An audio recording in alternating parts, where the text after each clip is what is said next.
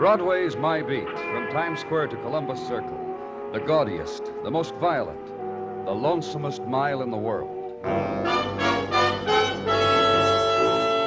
Broadway's My Beat, transcribed with Larry Thor as Detective Danny Clover.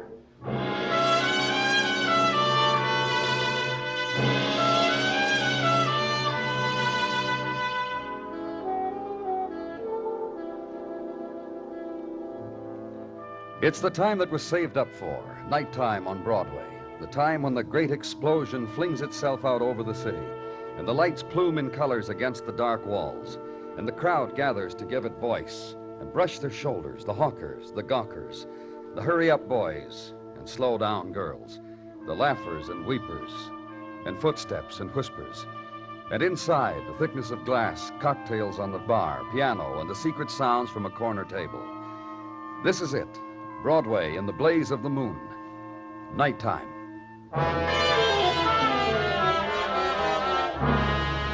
And party time at the end of the corridor and down the stairs in the house where I was, East 63rd.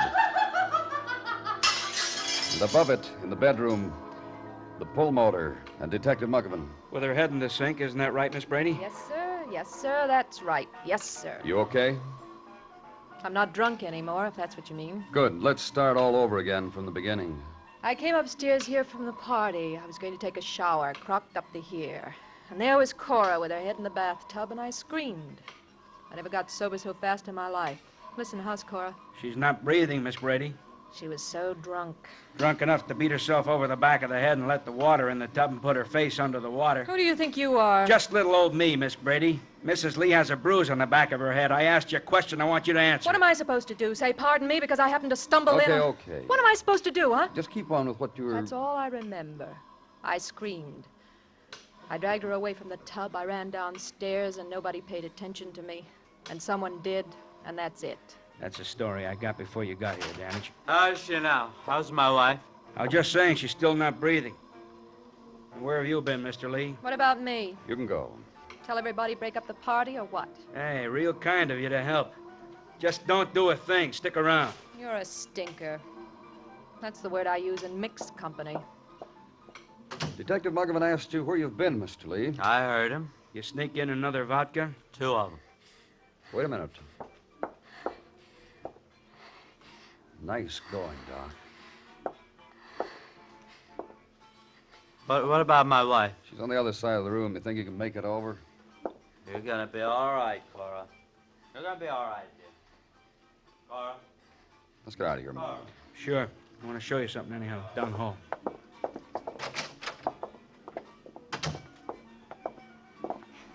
In here.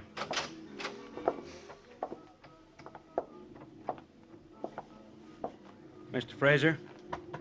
Mr. Fraser? Arise and shine, Mr. Fraser, sir. Up and at 'em, you rum pot. Your daughter was dead for a little while. She's breathing again. All right, come on. A fine daddy you are. What's the score on him? Well, I got it from Miss Brady. He's throwing the party for his son-in-law. Ralph Lee? Right. Daughter Cora wanted to have this wing-ding to show off to her college chums of a couple of years past her husband, who suddenly became her father's junior partner. Hey, Danny? Yeah? You ever dream of becoming a junior partner in anything? I did. My wife's father had a small... Yeah. It's a good comedy. Went broke the day after I married his daughter. How about this Ann Brady I talked to? Also college chum, once roommate, still very, very close friends. Donald. Oh. Your daddy-in-law chooses to sleep it out. How's your wife? She's gonna be all right. You know, you never know when an accident's gonna happen to you. You know, some insurance companies say that the most dangerous place in the world is right in your own home, and you never figure that anything's gonna happen to you. Tell it to your daddy-in-law, Buster. Shall I bring on the guest, Danny? Yeah, do that. So it went on. Interrogation of celebrants gathered to launch with magnums of champagne the latest accomplishment of Ralph and Cora Lee, and to set it afloat on currents as spilled from fifths of gin. And celebrant, young woman, astonished, positively astonished that she had been invited at all. After all, the only time her path and Cora's had crossed at college was a double date once. And Cora must have been stoned to have tripped like that into her own bathtub in the strapless like she was. And Celebrant, young chap who, were he married to Boss's daughter, would not let one harm befall one golden hair of Boss's daughter's head. And Celebrant, who stands before you, pushes her face into the contours of compassion, leans it close to yours, and then is carried out. So it went on, and finally no more partygoers and no new information. Only that Cora Lee had lain her head against death and was now not dead. And how about one for the road, fella? And leave.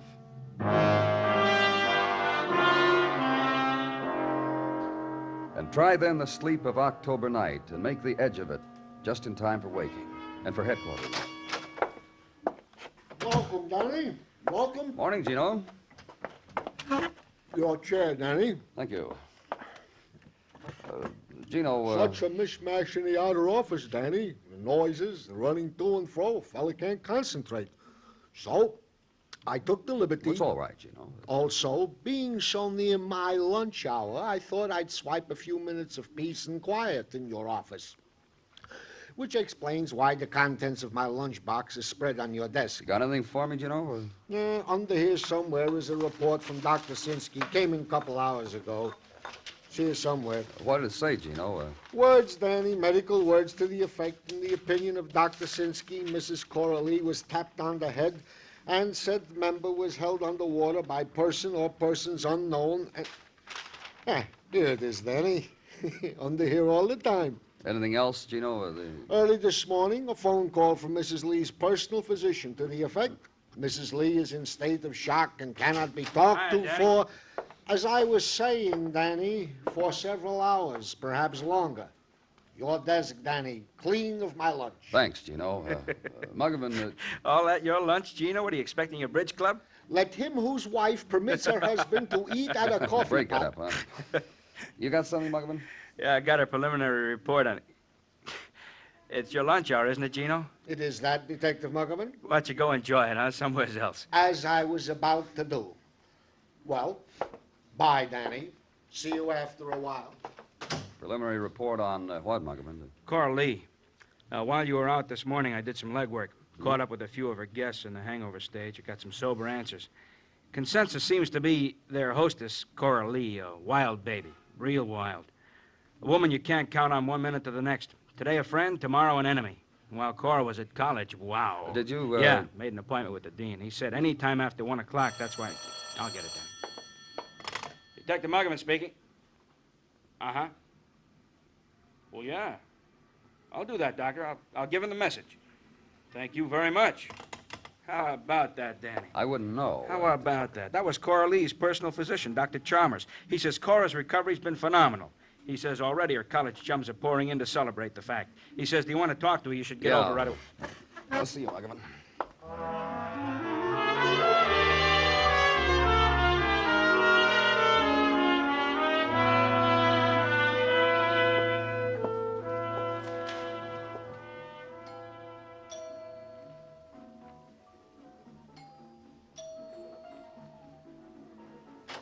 Oh, Mr. Well, Lee, you got here very quickly, I must say.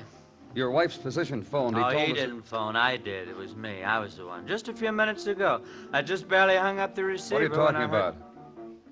You don't know? You don't know No. that Tell me, Mr. Lee. Cora's dead. Yes, she is. I'm not drunk now, and I wouldn't make a joke about a thing like... I tell you, Cora's dead. You come right in and I'll show you. You don't believe it, I can see that. Well, I'll show you.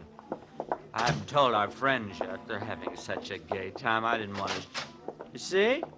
The way her eyes stare at you, and that knife in her, and Cora. Don't you see she's dead? I'm not drunk, and I wouldn't make a joke about a thing like that. It's just not funny, Mr. Clover. It's not funny at all.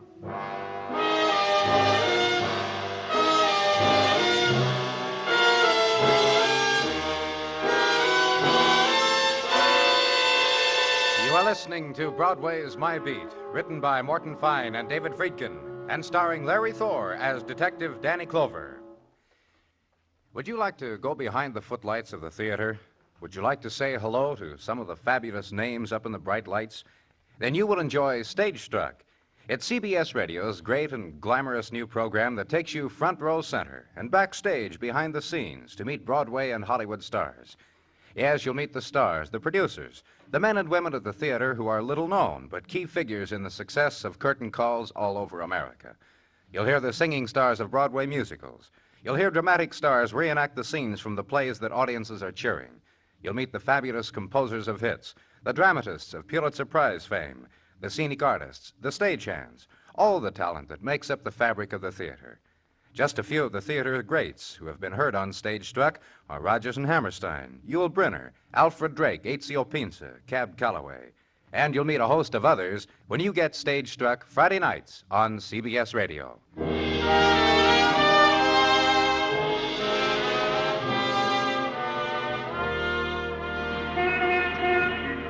Afternoon of October is of gold and of an autumn leaf drifting in a river that spills into winter seas. And for Broadway, too, the gentle time. Time of the strollers and the long time appraisal of winter's mannequins. And the autumn song to hum, meanwhile, is electronically phrased by the Avenue's loudspeakers. And time for the drawing of lots in office football pools. And time also for tilting with another form of chance, emotion as arrayed on the wide screen and of a scope unheard of till this, your lucky day. The good time of autumn, the gentle time, before night happens. And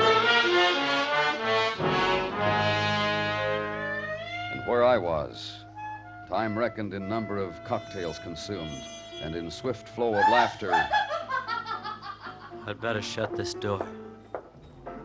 Where I was, a door shut to still a woman's death. At her side, her husband. They wouldn't do that if they knew.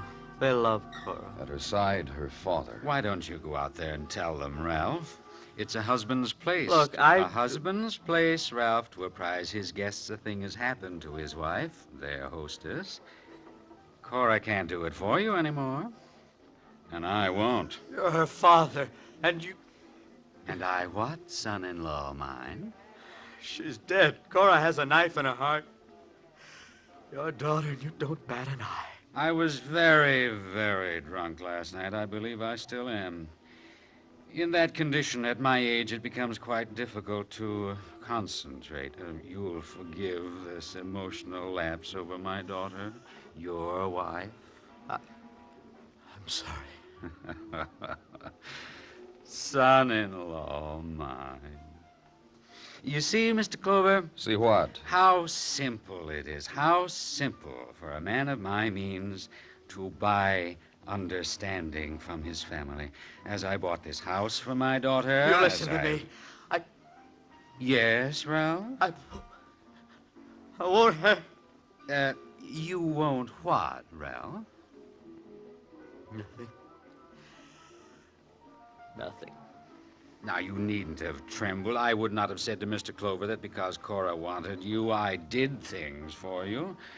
This house, your position in my firm. You're a good man, Ralph. You got where you are practically on your own. You're a very good man, Ralph. I remember once... You still loaded, huh, Mr. Downing?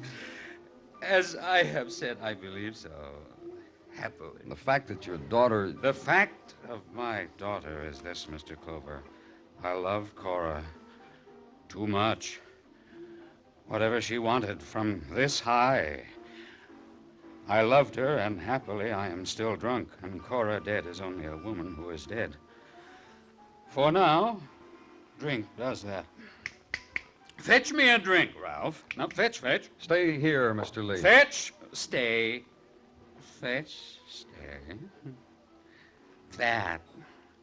My son-in-law. Oh, I'm very proud. What happened here, Mr. Lee? What... This morning, Cora felt good. She didn't remember what had happened last night, how she almost died, and I told her. And she said, let's celebrate. Let's call the people back and celebrate. I didn't die. I didn't drown. I asked her doctor, and he said it was all right. And they came. They celebrated with her, and one of them killed her. You, Mr. Lee? Him? Oh. Why? Why should he kill the swan of the golden egg? You think my son-in-law's a fool, an idiot, a moron? You kill your wife, Mr. Lee? No. I was out there with them, and then someone said a funny thing, and I came back here to Cora to tell. I loved her. Cora was beautiful. And rich. I loved her. And rich, and kind to her husband, and generous. So why kill? Eh, Ralph? Mr. Lee, Yes. I want to question your guests again. Go round them up.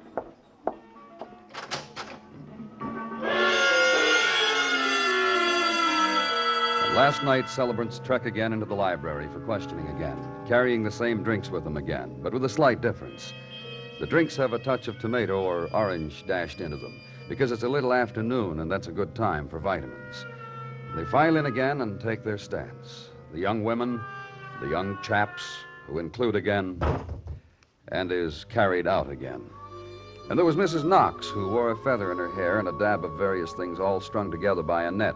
And Mrs. Knox had a thing to say. I'm a girl who calls her shots. Oh? Oh, yes, indeedy. And there's a shot that you've called? What? What are you trying to say? I was in college with Cora. I knew her for 2 weeks, and I said to myself, there's a classmate who'll never see 30. One way or another, she'll never make it. So when you consider what's happened here today, and when I tell you I'm a girl who calls her How well shots... did you know Cora Lee? Nothing I say here is going to get out, is it? Oh, no, I didn't think it would. Cora? The most jealous, vicious, detestable, beautiful girl in the class of 1950. That's knowing someone pretty well, isn't it? Who would want to kill her? Oh, I suppose anyone with a knife and... Oh. Hi, Anne. Hello. Mr. Clover, I just came in to ask you whether you want a sandwich or a highball or whatever. Taking over finally, dear? Mr. Clover. Mr. Clover, you're a policeman. Well? Have you ever seen the damage a woman's high heel can do? Taking over finally, dear. Get her out of here, Mr. Clover. You want to talk to me? Get her out of here. Confession's good for the soul. I want to talk to you, Mr. Clover. All right. Thank you, Mrs. Knox. Of course. Miss Brady, what did Mrs. Knox mean when she said I was that... just going to tell you. Okay. You're wondering why it's me who came in here and offered you things as if this house were mine. That's what I was doing, huh? You must have. All right. Once upon a time. It seems that long ago. Let's go, Miss Brady. What are you trying to say? Once upon a time, I was going to marry Ralph. Cora's husband. Once upon a time. That's what Elizabeth Knox meant when she asked me whether I was taking over finally. She meant had I gotten my man at last. I see. Why are you... You're investigating a murder, Mr. Clover. You'll run into that bit of information about Ralph and me, and you'll wonder why I didn't mention it. So I thought to tell you. Why didn't you marry Ralph? That's not what you mean at all. Oh? Not at all. You mean why is it that he married Cora? Any way you want it phrased. She was the better woman, I suppose. One day Ralph said to me, "May I have my ring back, please?" I said to him, "Why, certainly, darling.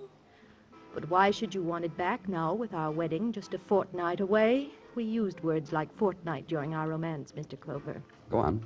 And he said to me, "Well," I'll never forget how he stammered. "Well," he said, over and over. And finally he said, "Well, I want my ring back because I want to marry Cora instead of you." I said to him, "Ralph, a more worthwhile reason there isn't." I remember... What? I was reading the comic page at the time, and I threw it at him. That's all I could think of to do. Then I threw the ring at him.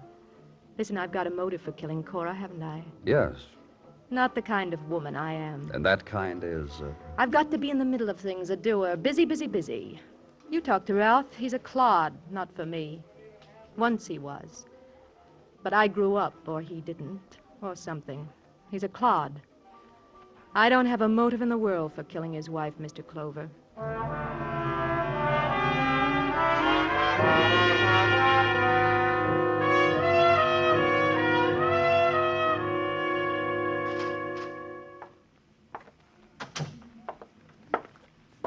I'm back, Danny. Huh? I've been to college this afternoon. Yes. College where Cora matriculated. Got away with a degree. Bachelor of Fine Arts, which surprised the professors no end. Those I talked to, that is. Go on. The reason for the professor's surprise Cora ever finishes school, week after week during a semester, she'd come through with papers just this side of being marked failure. Come final exams, passed. Not great, but passing marks. High enough to let her go all the way. That proves something? It proves this. With Cora in college was a very bright, exceptionally bright, the professor said, student, name of Ann Brady. And she helped Cora. Professor said he wouldn't know, so I asked an assistant professor. He said he knew, he said. Ann Brady's tuition, lab costs, sorority costs, texts, and incidentals were paid for by Cora's father. This the assistant prof knew, as he had dated Ann several times and was told these things because he asked. Is there anything else? Yeah. I bought the yearbook from the year Cora graduated. 3 years old, and it cost me $1.50. Here. I marked the places where Cora's picture is and where Ann's is. Take a look. Yeah. Cora was a very beautiful girl. Yeah, just read what it says underneath, under ambition. Ambition to enjoy. Now read what it says under Ann Brady. Yeah. Ambition, 1, to write for a magazine. 2, to tour Europe. 3, to get married. So... So this. Ann Brady never got to do any of those things. I checked it. She never did. Cora did, though. Oh? When Cora got out of school, she got a job at one of those women's magazines. Stayed a year. Then quit to tour Europe. Sold cosmetics for an American firm. Stayed a year. Quit. Came back. Married Ralph Lee. What Cora did, what Ann didn't do. Which brings up the point of Ralph Lee. Well, what about him? Oh, you met him twice. How'd you figure him? A nothing-type man? Weak? No character? Not too bright? What are you building, Muggavan? In college, Ralph Lee was a flash. Football flash, fraternity flash in the classrooms, too. Majored in production engineering. Before graduating, competed for a position in a big tool and die firm. Won it. Did you get the... Yeah, Brewster Tool and Die on 23rd. They say Mr. Brewster was very proud he won a bright student like Ralph Lee. Be interesting to talk to Mr. Brewster to find out. Yeah, it would. Thanks, Muggavan.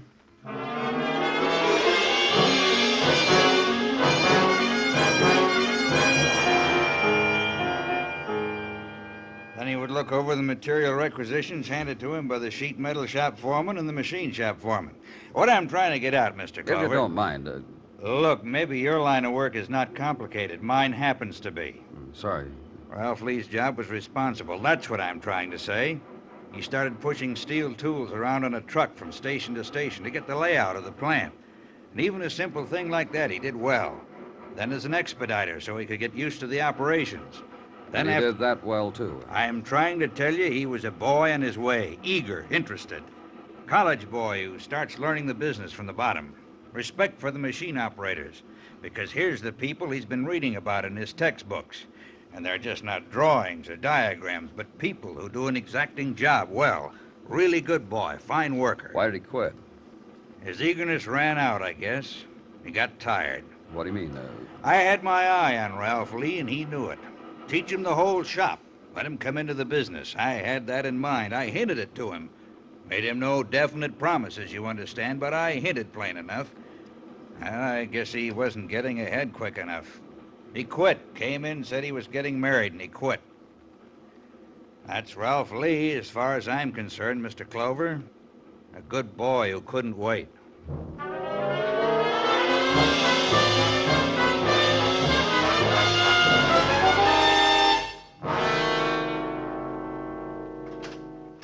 Right in here, Miss Brady. Have a seat.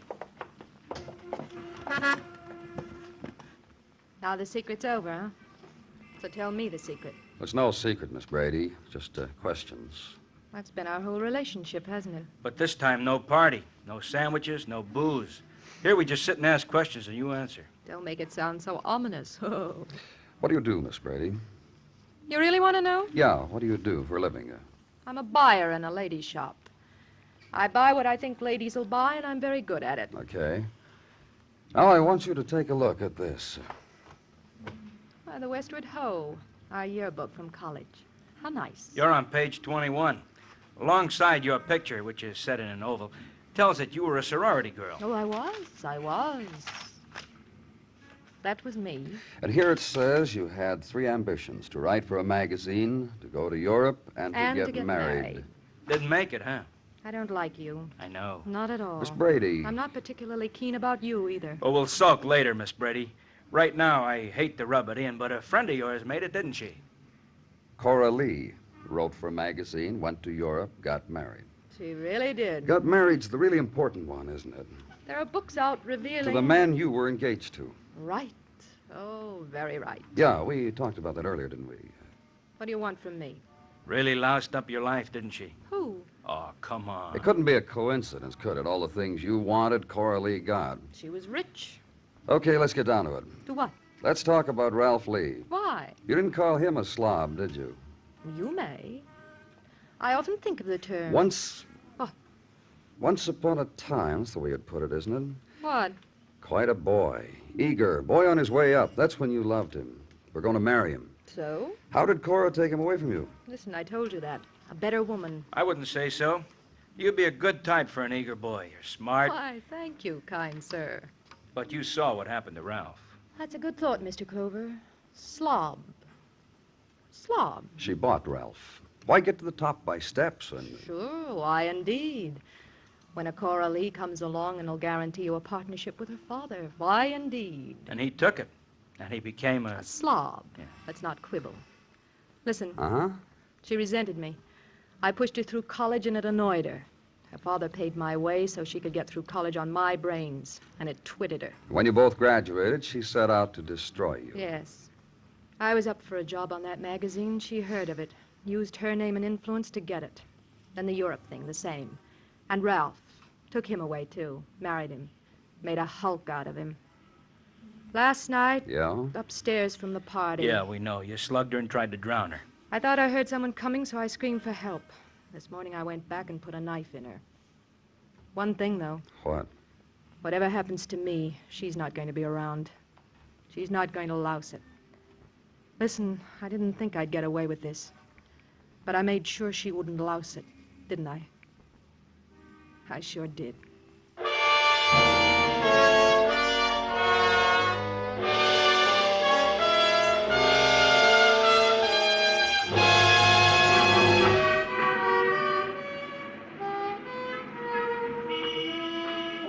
The people race against the nighttime on Broadway, each in his own way. Make time stand still, that's the trick. But dawn comes, and the gutters are soaked with the wasted minutes, the infinite man-hours of loneliness, and the tears. It's Broadway, the gaudiest, the most violent, the lonesomest mile in the world. Broadway, my beat.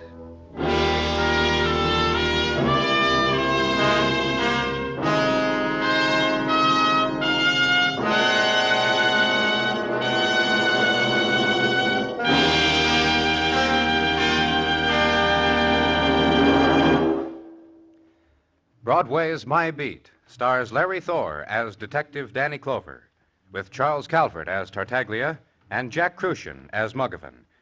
The program is produced and directed by Elliott Lewis, with musical score composed and conducted by Alexander Courage. In tonight's transcribed story, Jean Bates was heard as Ann Brady. Featured in the cast were Julie Bennett, Jack Edwards, Whitfield Connor, and Tyler McVeigh. Bill Anders speaking.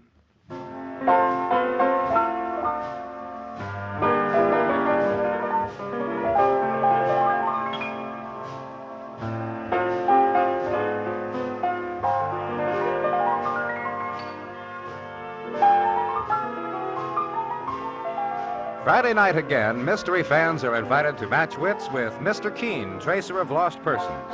A CBS Radio presents his latest thrilling murder case on most of these same stations. Mr. Keen's powers of deduction and your armchair assistance will go well together Friday night at the Star's Address.